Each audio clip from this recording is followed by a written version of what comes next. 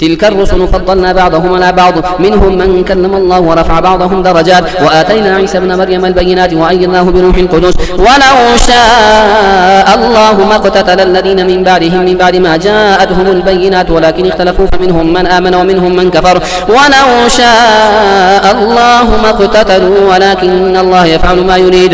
يا أيها الذين آمنوا أنفقوا مما رزقناكم من قبل أن يأتي يوم لا بيع فيه ولا خلة ولا شفاعة والكافرون هم الظالمون.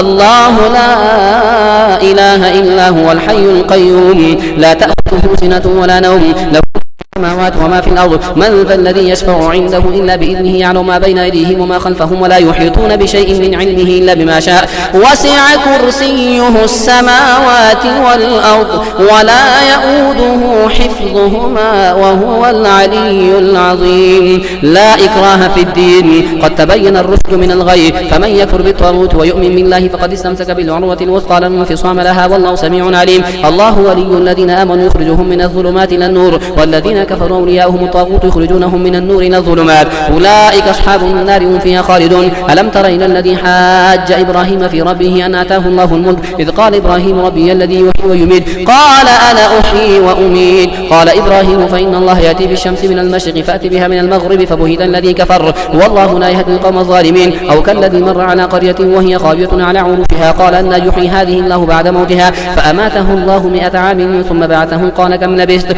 قال لبثت يوما وبعض يوم قال بل لبثت 100 عام فانظر إلى طعامك وشرابك لم يتسنه وانظر إلى حمارك ولنجعلك آية للناس وانظر إلى العظام كيف ننشدها ثم نكسوها لحما فلما تبين له قال أعلم أن الله على كل شيء قدير. وإذ قال إبراهيم رب أرني كيف تحيي الموتى قال أولم تؤمن قال بلى ولكن ليطمئن قلبي قال فخذ 4 من الطير فصرهن إليك ثم اجعل على كل جبل منهن جزءا ثم ادعهن يأتينك سعيا واعلم أن الله عزيز حكيم. مثل الذين ينفقون أموالهم في سبيل الله كمثل حبة أنبتت 7 سنابل في كل سنبلة 100 حبة والله يضاعف من يشاء والله واسع عليم. الذين ينفقون أموالهم في سبيل الله ثم لا يتبعون ما أنفقوا منا ولا أذى لهم أجرهم عند ربهم ولا خوف عليهم ولا هم يحزنون. قول معروف مغفرة خير من صدقة يتبعها أذى والله غني حليم. يا أيها الذين آمنوا لا تبطلوا صدقاتكم بالمن والأذى كالذي ينفق ماله رئاء الناس ولا يؤمن بالله واليوم الآخر فمثله كمثل صفوان عليه تراب فأصابه وابل فتركه صلدا لا يقدرون على شيء مما كسبوا والله لا يهدي القوم الكافرين. ومثل الذين ينفقون أموالهم ابتغاء مرضات الله وتثبيتا من أنفسهم كمثل جنة بربوة أصابها وابل فآتت أكلها ضعفين فإن لم يصبها وابل فطل والله بما تعملون بصير. أيود أحدكم أن تكون له جنة من نخيل وعناب تجري من تحتها الأنهار له فيها من كل ثمرات وأصابه الكبر وله ذرية ضعفاء فأصابها إعصار فيه نار فاحترقت كذلك يبين الله لكم الآيات لعلكم تتفكرون. يا أيها الذين آمنوا أنفقوا من طيبات ما كسبتم ومما أخرجنا لكم من الأرض ولا تيمموا الخبيث منه تنفقون ولستم بآخذيه إلا أن تغمضوا فيه واعلموا أن الله غني حميد. الشيطان يعدكم الفقر ويأمركم بالفحشاء والله يعدكم مغفرة منه وفضلا والله واسع عليم. يؤتي الحكمة من يشاء ومن يؤت الحكمة فقد أوتي خيرا كثيرا وما يذكر إلا أولو الألباب. وما أنفقتم من نفقة أو نذرتم من نذر فإن الله يعلمه وما للظالمين من أنصار. إن تبدوا الصدقات فنعما هي وإن تخفوها وتؤتوها الفقراء فهو خير لكم ويكفر عنكم من سيئاتكم والله ما تعملون خبير. ليس عليك هداهم ولكن الله يهدي من يشاء وما تنفقوا من خير فلأنفسكم وما تنفقون إلا ابتغاء وجه الله وما تنفقوا من خير يوفى إليكم وأنتم لا تظلمون. للفقراء الذين أحصروا في سبيل الله لا يستطيعون ضربا في الأرض يحسبهم الجاهل أغنياء من التعفف تعرفهم بسيماهم لا يسألون الناس إلحافا وما تنفقوا من خير فإن الله به عليم. الذين ينفقون أموالهم بالليل والنهار سرا سروا علانية فلهم أجرهم عند ربهم ولا خوف عليهم ولا هم يحزنون. الذين يأكلون الربا لا يقومون إلا كما يقوم الذي يتخبطه الشيطان من المس، ذلك بأنهم قالوا إنما البيع مثل الربا وأحل الله البيع وحرم الربا، فمن جاءه موعظة من ربه فانتهى فله ما سلف وأمره إلى الله ومن عاد فأولئك أصحاب النار هم فيها خالدون. يمحق الله الربا ويربي الصدقات والله لا يحب كل كفار أثيم. إن الذين آمنوا وعملوا الصالحات وقاموا الصلاة وآتوا الزكاة لهم أجرهم عند ربهم ولا خوف عليهم ولا هم يحزنون. يا أيها الذين آمنوا اتقوا الله وذروا ما بقي من الربا إن كنتم مؤمنين، فإن لم تفعلوا فاذروا بحرب من الله ورسوله وإن تبتم فلكم رؤوس أموالكم لا تظلمون ولا تظلمون، وإن كان ذو عسرة فنظرة إلى ميسرة وأن تصدقوا خير لكم إن كنتم تعلمون. واتقوا يوما ترجعون فيه إلى الله ثم توفى كل نفس ما كسبت وهم لا يظلمون. يا أيها الذين آمنوا إذا تداينتم بدين إلى أجل مسمى فاكتبوه وليكتب بينكم كاتب بالعدل ولا يأب كاتب أن يكتب كما علمه الله فليكتب وليملل الذي عليه الحق وليتق الله ربه ولا يبخس منه شيئا، فإن كان الذي عليه الحق سفيها أو ضعيفا أو لا يستطيع أن يمله فليملل وليه بالعدل واستشهدوا شهيدين من رجالكم فإن لم يكونا رجلين فرجل وامرأتان ممن ترضون من الشهداء أن تضل إحداهما فتذكر إحداهما الأخرى ولا يأبى الشهداء إذا ما دعوا ولا تسأموا أن تكتبوه صغيرا أو كبيرا إلى أجله ذلك مقصد عند الله وأقوموا لشهادة وأدنى ألا ترتابوا إلا أن تكون تجارة حاضرة تديرونها بينكم فليس عليكم جناح ألا تكتبوها وأشهدوا إذا تبايعتم ولا يضار كاتب ولا شهيد وإن تفعلوا فإنه فسوق بكم واتقوا الله ويعلمكم الله والله بكل شيء عليم. وإن كنتم على سفر ولم تجدوا كاتبا فرهان مقبوضة فإن أمن بعضكم بعضا فليؤدي الذي اؤتمن أمانته وليتق الله ربه ولا تكتموا الشهادة ومن يكتمها فإنه آثم قلبه والله بما تعملون عليم. لله ما في السماوات وما في الأرض وإن تبدوا ما في أنفسكم أو تخفوه يحاسبكم به الله فيغفر لمن يشاء ويعذب من يشاء والله على كل شيء قدير. آمن الرسول بما أنزل إليه من ربه والمؤمنون كل آمن بالله وملائكته وكتبه ورسله لا نفرق بين أحد من رسله وقالوا سمعنا وأطعنا غفرانك ربنا وإليك المصير. لا يكلف الله نفسا إلا وسعها لها ما كسبت وعليها ما اكتسبت ربنا لا تؤاخذنا إن نسينا أو أخطأنا ربنا ولا تحمل علينا إصرا كما حملته على الذين من قبلنا ربنا ولا تحملنا ما لا طاقة لنا به واعف عنا واغفر لنا وارحمنا أنت مولانا فانصرنا على القوم الكافرين. ألف لام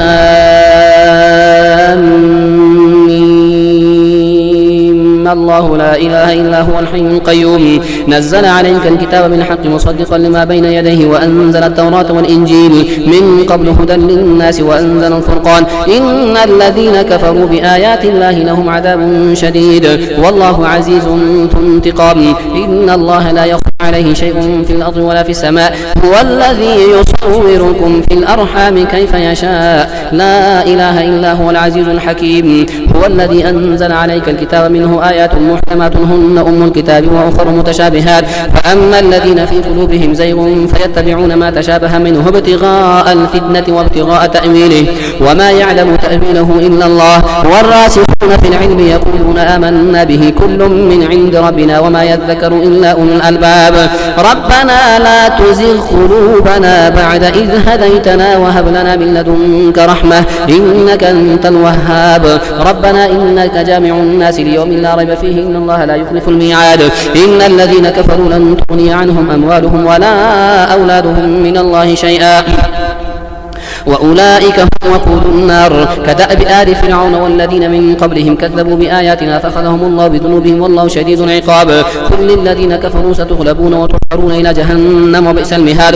قد كان لكم آية في فئتين التقتا فئة تقاتل في سبيل الله وأخرى كافرة يرونهم مثليهم رأي العين والله يؤيد بنصره من يشاء إن في ذلك لعبرة لأولي الأبصار زين للناس حب الشهوات من النساء والبنين والقناطير المقنطرة من الذهب والفضة والخيل المسومة والأنعام والحرث ذلك متاع الحياة الدنيا والله عنده حسن المآب قل أنبئكم بخير من ذلكم للذين اتقوا عند ربهم جنات تجري من تحتها الأنهار خالدين فيها وأزواج مطهرة ورضوان من الله والله بصير بالعباد الذين يقولون ربنا إننا آمنا فاغفر لنا ذنوبنا وقنا عذاب النار الصابرين والصادقين والقانتين والمنفقين والمستغفرين بالأسحار شهد الله أنه لا إله إلا هو والملائكة وأولو العلم قائما بالقسط لا إله إلا هو العزيز الحكيم إن الدين عند الله الإسلام وما اختلف الذين أوتوا الكتاب إلا من بعد ما جاءهم العلم بغيا بينهم ومن يكفر بآيات الله فإن الله سريع الحساب فإن حاجوك فقل أسلمت وجهي لله ومن اتبعني وقل للذين أوتوا الكتاب والأميين أأسلمتم فإن أسلموا فقد اهتدوا وإن تولوا فإنما عليك البلاغ والله بصير بالعباد إن الذين يكفرون بآيات الله ويقتلون النبيين بغير حق ويقتلون الذين يأمرون بالقسط من الناس فبشرهم بعذاب أليم أولئك الذين حبطت أعمالهم في الدنيا والآخرة وما لهم من ناصرين ألم تر إلى الذين أوتوا نصيبا من الكتاب يدعون إلى كتاب الله ليحكم بينهم ثم يتولى فريق منهم وهم معرضون ذلك بأنهم قالوا لن تمسنا النار إلا أياما معدودات وغرهم في دينهم ما كانوا يفترون فكيف إذا جمعناهم ليوم لا ريب فيه ووفيت كل نفس ما كسبت وهم لا يظلمون قل اللهم مالك الملك تؤتي الملك من تشاء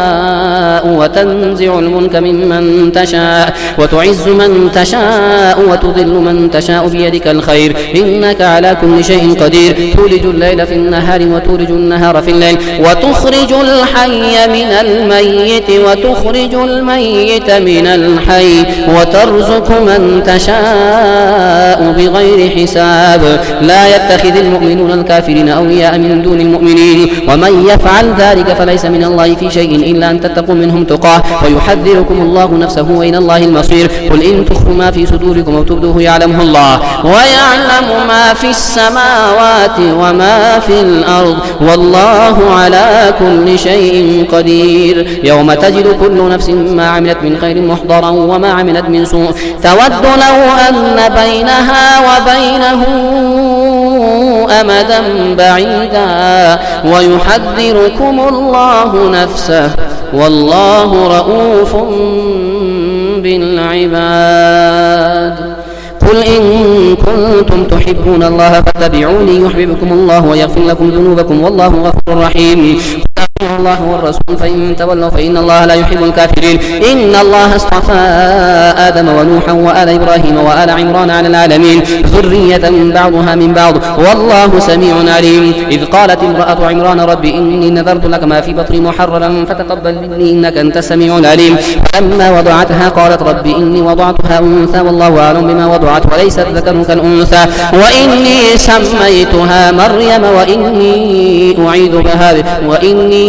أعيذها بك وذريتها من الشيطان الرجيم فتقبلها ربها بقبول حسن وأنبتها نباتا حسنا وكفلها زكريا كلما دخل عليها زكريا المحراب وجد عندها رزقا قال يا مريم أنى لك هذا قالت هو من عند الله إن الله يرزق من يشاء بغير حساب هنالك دعا زكريا ربه قال رب هب لي من لدنك ذرية طيبة إنك سميع الدعاء فنادته الملائكة وهو قائم يصلي في المحراب أن الله يبشرك بيحيى مصدقا بكلمة من الله وسيدا وحصورا ونبيا من الصالحين قال رب أنى يكون لي غلام وقد بلغني الكبر وامرأتي عقر قال كذلك الله يفعل ما يشاء قال رب اجعل لي آية قال آيتك ألا تكلم الناس 3 أيام إلا رمزا واذكر ربك كثيرا وسبح بالعشي والإبكار وإذ قالت الملائكة يا مريم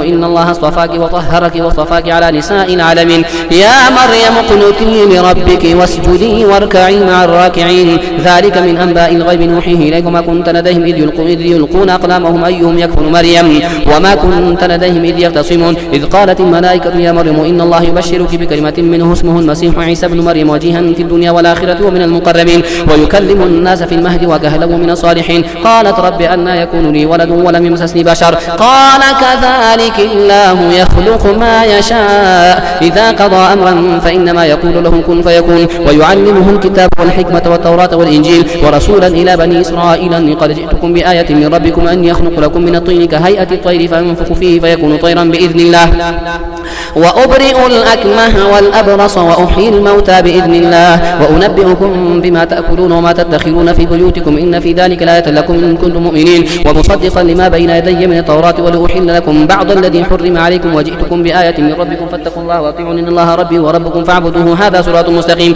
فلما أحس عيسى منهم الكفر قال من أنصاري إلى الله قال الحواريون نحن أنصار الله آمنا بالله واشهد بأننا مسلمون. ربنا آمنا بما أنزلت واتبعنا الرسول فاكتبنا مع الشاهدين ومكروا ومكر الله والله خير الماكرين.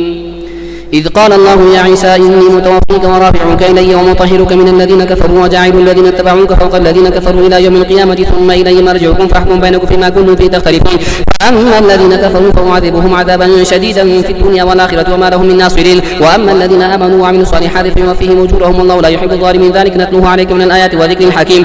إن مثل عيسى عند الله كمثل آدم خلقه من تراب ثم قال له كن فيكون. الحق من ربك فلا تكن من الممترين. فمن حاجك فيه من بعد ما جاءك من العلم فقل تعالوا ندعو أبناءنا وأبناءكم ونساءنا ونساءكم وأنفسنا وأنفسكم ثم نبتهل فنجعل لعنة الله على الكاذبين.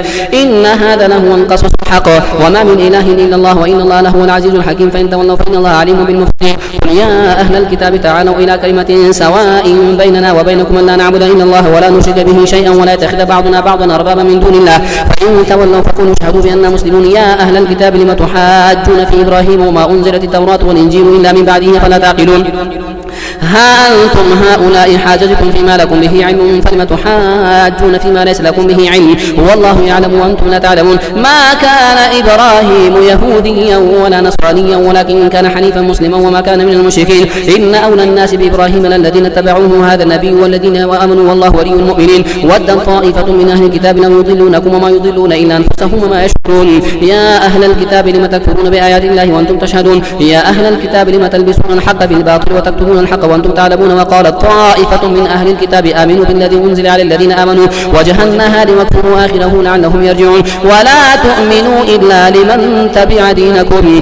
إن الهدى هدى الله أن يؤتى أحد مثل ما أوتيتم أو يحاجكم عند ربكم. قل إن الفضل بيد الله يؤتيه من يشاء والله واسع عليم. يختص برحمته من يشاء والله ذو الفضل العظيم. ومن أهل الكتاب من إن تأمنه بقنطار يؤديه إليك ومنهم من إن تأمنه بدينار لا يؤديه إليك إلا ما دمت عليه قائما. ذلك بأنهم قالوا ليس علينا في الأميين سبيل ويقولون على الله الكذب وهم يعلمون. بلى من أوفى بعهده واتقى فإن الله يحب المتقين. إن الذين يشترون بعهد الله وإيمانهم ثمنا قليلا أولئك لا خلاق لهم في الآخرة ولا يكلمهم الله ولا ينظر إليهم يوم القيامة ولا يزكيهم ولهم عذاب أليم. وإن منهم لفريقا يلوون ألسنتهم بالكتاب لتحسبوه من الكتاب وما هو من الكتاب ويقولون هو من عند الله وما هو من عند الله ويقولون على الله الكذب وهم يعلمون. ما كان لبشر أن يؤتيه الله الكتاب والحكم والنبوة ثم يقول للناس كونوا عبادا لي من دون الله ولكن كونوا ربانيين بما كنتم تعلمون الكتاب وبما كنتم تدرسون.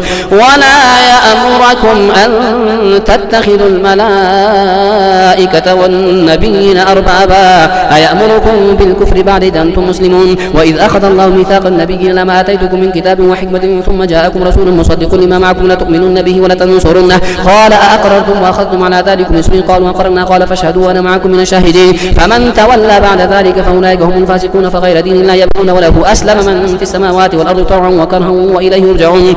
آمنا بالله وما أنزل علينا وما أنزل على إبراهيم وإسماعيل وإسحاق ويعقوب والأسباط وما أوتي موسى وعيسى والنبيون من ربهم لا نفرق بين أحد منهم ونحن له مسلمون. ومن يبتغي غير الإسلام دينا فلن يقبل منه وهو في الآخرة من الخاسرين. كيف يهدي الله قوما كفروا بعد إيمانهم وشهدوا أن الرسول حق وجاءهم البينات والله لا يهدي القوم الظالمين. أولئك جزاؤهم أن عليهم لعنة الله والملائكة والناس أجمعين خالدين فيها لا يخفف عنهم العذاب ولا هم ينظرون إلا الذين تابوا من بعد ذلك واصلحوا فإن الله غفور رحيم. إن الذين كفروا بعد إيمانهم ثم ازدادوا كفرا لن تقبل توبتهم وأولئك هم الضالون. إن الذين كفروا وماتوا وهم كفار فلن يقبل من أحدهم ملء الأرض ذهبا ولو افتدى به أولئك لهم عذاب أليم وما لهم من ناصرين.